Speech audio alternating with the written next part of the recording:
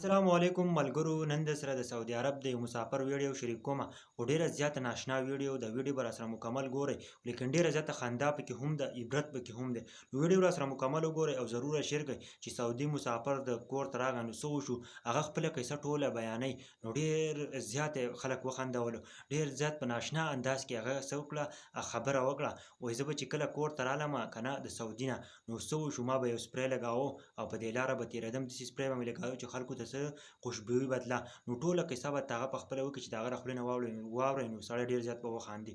نو ویډیو ضرور شیر کړئ. باچا یو ځل په کور کې دغه مناسم د سعودي نه په چوټۍ باندې تللی وم، جو د کوره وتمه په ځان باندې مې سپری وکړو، خو سپری لږ زه ښه استعمالومه.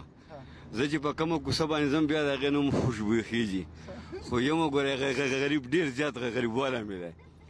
نو چې د کوره ووتم په ځان باندې مې سپری وکړو، نو زمونږ کره یوه خیراتۍ وه، هغې راغلې وه زمونږ کره دغه وه ناسته وه. نو ما ته یې اواز وکړو خانه ته دې خوا راشه، چې زه یې خواله ورغلم. نو ما ته یې ته څه کار کوې؟ ما یې سعودي کې یم او په چوټۍ باندې راغلی یم.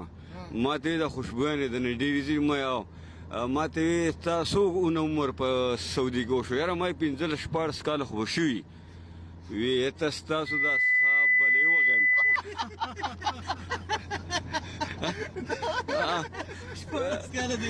او وی ستا 14 کاله په سعودي کې وشو او ته دې خپل منډو ته وګوره، دې بلۍ ته وګوره، د سپري نه دا شخړې ځي. حقیقت دی ګوره، دا به داسې سپری استعمالوو که نه چې په ټوټۍ به راغی چې موږ به وایو موږ اوس د عربو ته لاړه چې دا سپری خو کم از کم ځان او زما دغه ته ویم مور ته زما دغه ته ویم مور وړه دله درکړم که پیسې دله درکړم، هغې قسم مې دی په خدای که ستاسو نه خیرات غواړم که ستاسو نه خیرات نه غواړم. جو زما